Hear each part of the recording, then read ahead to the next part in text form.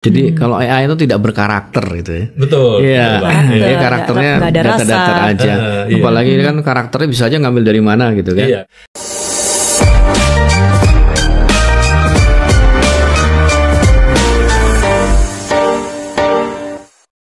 Masalah supply-nya aja mungkin ya, supply Iya, kontennya betul, aja. betul, Harus mengimbangi karena kan Iya. kita dibanjiri sama konten dari luar. Ya harus berimbang. Saya ke Pak Agung dulu nih. Kalau Iya. dari sisi regulasi, Pak, bagaimana sih melindungi karya-karya animasi di tengah adanya AI juga? Bagaimana satu karya yang ada campur tangan AI di dalamnya itu menjadi satu hal yang sebenarnya bisa menjadi IP juga? Iya, ya ini memang yang perkembangan yang sekarang terjadi ya. Jadi kalau kita bicara mengenai undang-undang hak cipta yang sekarang berlaku ini, bahwa yang dikatakan sebagai karya cipta itu yang memang dihasilkan oleh manusia, gitu kan? Oleh manusia ya, dicatat. Ya. Nah, terus kemudian kan ada contohnya gini, di Amerika itu ada kasus seseorang mendaftarkan ciptaan komik. Ada yang terkenal Zara with a Down, ya Casanova itu daftarin, terus kemudian kantor hak cipta Amerika menganulir, menarik kembali surat pencatatan ciptaannya tadi, ditarik kembali. Dia bilang bahwa komiknya ini dibuat oleh AI, jadi tidak bisa dikatakan sebagai karya cipta milik Casanova. Yang bisa diberikan adalah naskah atau naskah cerita dari komik tersebut. Yang orisinalnya di situ. Nah, jadi ini kan karena ternyata gini, kalau menggunakan aplikasi pasti kan akan ada persinggungan dengan punya orang lain. Betul. Nah, itu yang harus dilindungi. Nah, ini yang juga dalam sekarang kita di Indonesia ini ada inisiatif DPR untuk melakukan revisi Undang-Undang Hak Cipta. Nah, kita sudah mengusulkan ada perubahan-perubahan itu dimasukkan dalam perkembangan AI ini. Karena semua aspek nih, ya, yang kait dengan AI nggak cuma musik doang. Oke. Gitu. Nah, Mas Boni, kalau Mas Boni sebagai pelaku industri ini melihat adanya campur tangan AI dalam proses melahirkan sebuah IP, mungkin bisa lebih murah kosnya 1/10 kali hemat gitu ya, dengan cuan yang mungkin gak beda jauh dengan bikin dari nol, dan waktunya juga lebih cepat. Jadi studio seperti The Little Giants ini apakah masih relevan? Memang AI itu sedikit banyak cukup besar ya pengaruhnya ya, apalagi di industri digital dan kreatif seperti yang kami lakukan gitu kan. Cuman sampai sekarang memang tidak dimungkiri, memang kami juga memanfaatkan beberapa hal dari AI, tapi bukan sebagai output gitu. Kita memanfaatkan kayak misalnya kita mau cari data, kita mau riset data, misalnya tema topik apa yang lagi rame sekarang gitu. Itu kita bisa kadang-kadang memanfaatkan dari AI juga. Cuman kalau yang sifatnya itu pembuatan naskah, lalu pembuatan bentuk modelnya, yang akan bisa menjadikan final outputnya, itu kita tetap lakukan manual secara normal gitu. Karena kenapa? Karena memang saat ini memang AI itu memang ada beberapa aspek yang belum bisa menggantikan posisi manusia gitu. Tadi sudah dijelaskan sama Pak Agung tadi juga kan. Salah satunya adalah rasa gitu, rasa, emosi. Itu kan sesuatu yang AI sebagai robot dia tidak bisa melakukan gitu kan. Apa yang kita rasakan, apa emosi apa yang sedang kita alami, kan dia tidak bisa punya empati di situ. Nah, kita memang itulah kenapa tadi saya di depan itu bilang bahwa karya kami itu memang kita mau mengandalkan atau mengedepankan masalah story-nya gitu. Karena kalau visual gampang dikejar, cuma untuk story itu kan yang akan melekat di hati audiens kita gitu. Nah, itulah kenapa kita masih mengandalkan intelijensi manusia bukan artifisial untuk mengedepankan rasa-rasa itu yang mau disematkan ke dalam setiap cerita kita. Jadi kalau AI itu tidak berkarakter gitu ya. Betul. Iya. Jadi karakternya nggak ada datar-datar rasa aja. Apalagi kan karakternya bisa aja ngambil dari mana gitu kan. Iya.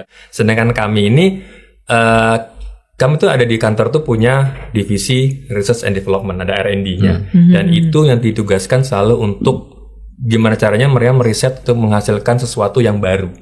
Baik itu secara visual, look development, segala macam ya.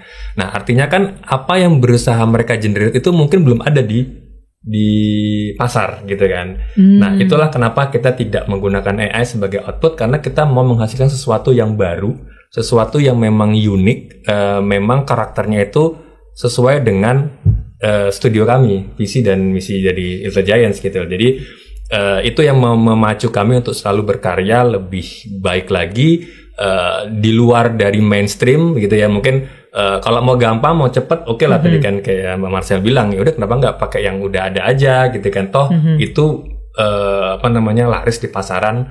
Nah, justru kita mau menghindari itu. Kita gimana caranya we create something new yang memang belum pernah ada di pasar gitu.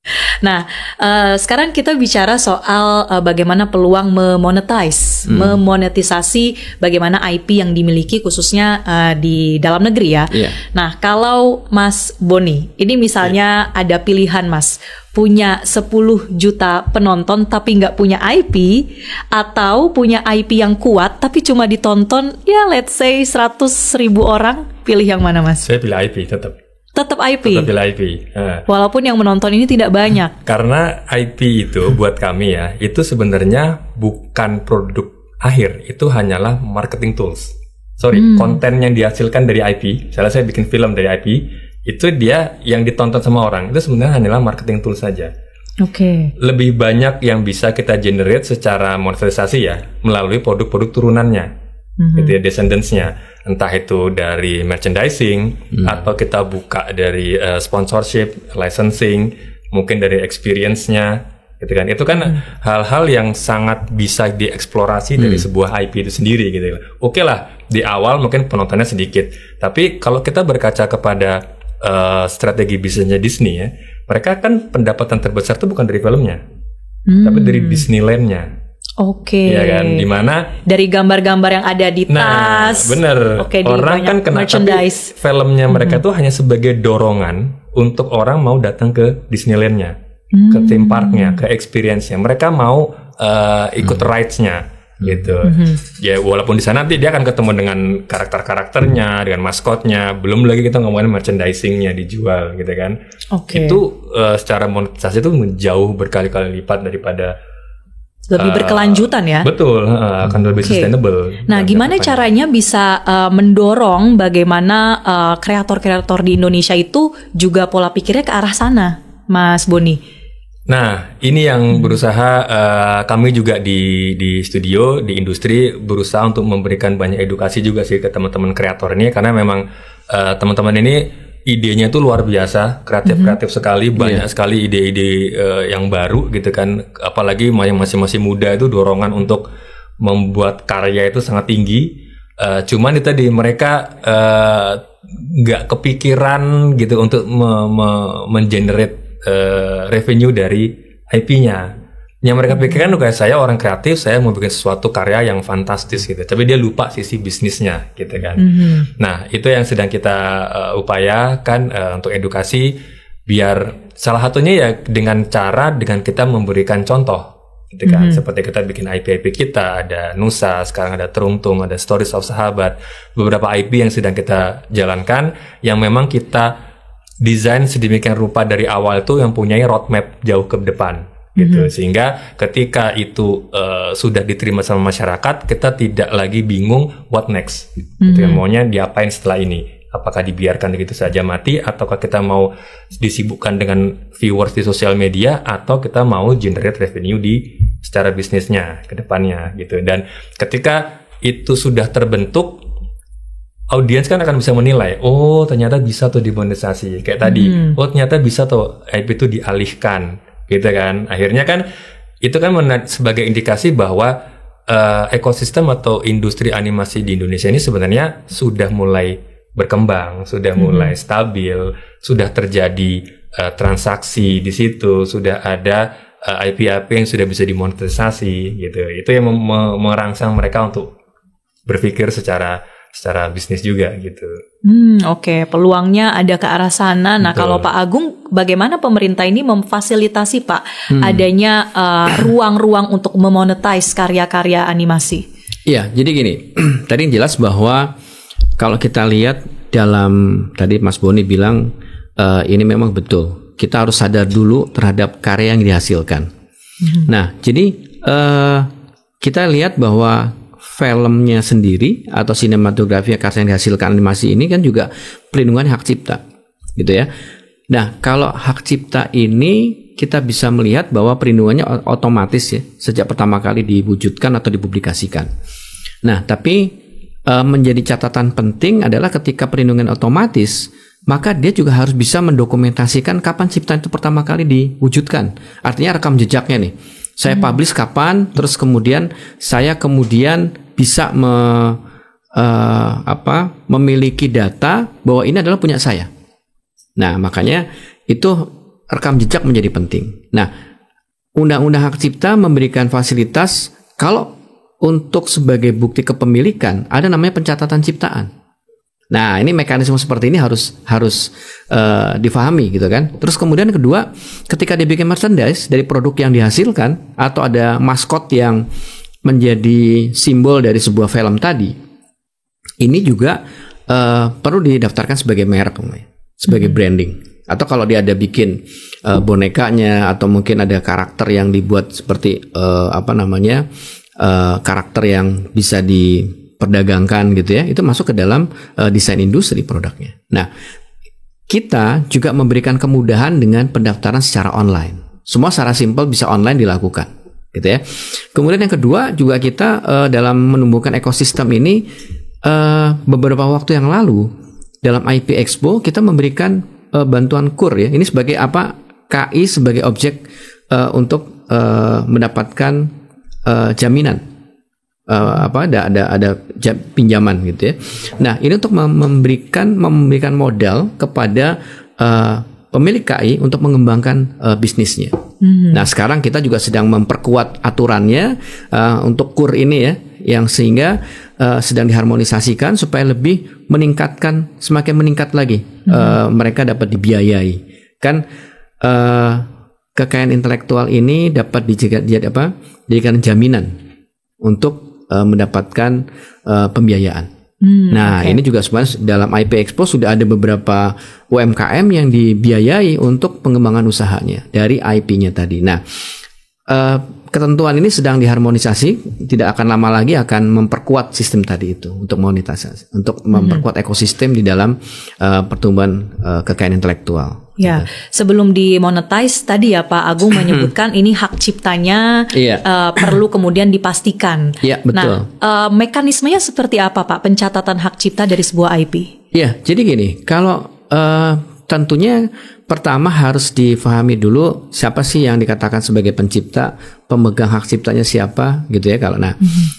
Kalau sekarang pengajuannya juga mudah, bikin akun, kemudian setelah itu kita bisa akses, setelah punya akun kita bisa mengakses ke aplikasinya dan kita masuk data permohonannya, hanya 10 menit sudah bisa ada surat pencatatan ciptaan. Simpel sekali. Cost-nya berapa Pak? 200.000. 200.000. Oke, itu berlaku untuk IP atau apapun Pak? Itu untuk hak cipta. Hak cipta ya. Kalau merek berbeda lagi. Kalau umpamanya tadi merchandise-nya mau dibuatkan mereknya gitu, karena pasti kan perdagangan itu diperdagangkan. Itu masuk ke merek dagang. Nah, merek dagang ini juga bisa diakses secara online. Permohonan kita bikin akun, kemudian bisa masukkan permohonan. Kalau untuk UMKM itu hanya 500.000, gitu kan? Ya, terus kemudian untuk yang bukan UMKM itu 1.800.000 kayak gitu. Karena semua bisa diakses dan pembayarannya pun juga bisa secara online. Gitu. Sudah online ya sekarang sistemnya ya. Nah, jadi lebih mudah mendekatkan kepada publik yang membutuhkan pencatatan hak cipta. Nah, selain pertanyaan dari saya, ini juga ada pertanyaan dari netizen. Kita tampilkan ya. Yang pertama ini dari Sony_Kompi. Saya penasaran dengan sumber inspirasi karakter di Nusa. Berarti buat Mas Boni nih. Lebih terinspirasi animasi lokal atau luar negeri atau dua-duanya, Mas? Menarik pertanyaannya. Saya mungkin bisa bilang ini dua-duanya. Kenapa kedua-duanya? Sebagai cerita gitu ya, itu pasti saya mengambil inspirasi dari dalam negeri. Karena kan audiens saya nanti kita sudah tentukan kan target audiensnya siapa. Dan itu adalah pasar Indonesia, pasar lokal. Jadi kita pastikan cerita-ceritanya itu adalah cerita yang relate dengan masyarakat Indonesia, terutama anak-anak, gitu kan. Kita kan udah sesuaikan targetnya tuh. Nah, adapun untuk seperti visualnya, gitu kan, look development-nya itu memang kita mengumpulkan banyak referensi, memang salah satunya dari luar negeri juga, gitu kan. Karena memang mau nggak mau untuk eye candy ya, untuk memanjakan mata itu memang saat ini emang di luar negeri itu masih bisa sangat diandalkan gitu untuk referensi. Jadi kita tetap ngambil referensi dari luar, cuman kita kombinasikan dengan cerita-cerita di dalam negeri yang sifatnya relate dengan anak-anak sekolah sekarang gitu. Oke. Jadi dua-duanya ya saling melengkapi, menguatkan. Nah, pertanyaan yang kedua dari Ikam DYNR. Kalau ada kolaborasi animasi Indonesia sama studio luar negeri, TLG ini lebih pengen gabung sama siapa? Little Giants ya. Saya pikir tolong. Mas Boni mau gabungnya sama siapa nih? Sama Jepang, Korea, Hollywood, atau mungkin negara tetangga? Wah, ini berat ini pertanyaannya. Kalau bisa sama semuanya ya, Mas. Iya, karena mereka tuh mempunyai karakteristik yang berbeda-beda itu kan. Hollywood oke lah, karena mereka sebagai trendsetter ya. Pertama kali kan animasi yang keluar dari Hollywood itu memang menjadi kiblat kita ya. Mungkin dari beberapa kreator di Indonesia memang. Cuman Jepang pun tidak kalah menarik karena mereka punya keunikan sendiri dengan animenya gitu kan. Mereka sangat kental dengan pride-nya itu tinggi mereka itu. Adapun Korea ini walaupun mereka pemain baru, dia juga tidak bisa dikesampingkan, tetap diperhitungkan. Jadi kalau kolaborasi kepinginnya, jadi gini, intinya tuh kita pengen tuh exposure-nya semakin luas gitu. Jadi siapapun dengan kita, kolaborator kita itu kita pengen impact ya, karena kan kita punya message yang mau disampaikan kan melalui IP ini kan. Gimana caranya message itu bisa tersebar ke sebanyak mungkin orang yang bisa menikmatinya gitu sih. Oke, kita doakan ya Mas, ini bukan hanya sekedar pertanyaan tapi juga ada peluangnya, ada jalan yang terbuka ke depan. Kalau gitu terima kasih untuk Mas Boni dari The Little Giants dan juga Pak Agung sudah bergabung di podcast kita pada hari ini. Nah, teman-teman, tentunya dari obrolan ini kita jadi banyak dapat informasi ya, terutama buat kalian para animator, kreator atau yang tertarik untuk masuk dalam industri ini. Ada peluang monetisasinya dan jangan lupa untuk mendaftarkan hak ciptanya. Dan tentunya karena kita bahas hak cipta, jangan nonton yang bajakan ya. Itu pesan yang juga penting. Kalau gitu teman-teman, terima kasih sudah menyaksikan podcast kita dan sampai jumpa di episode berikutnya. Bye.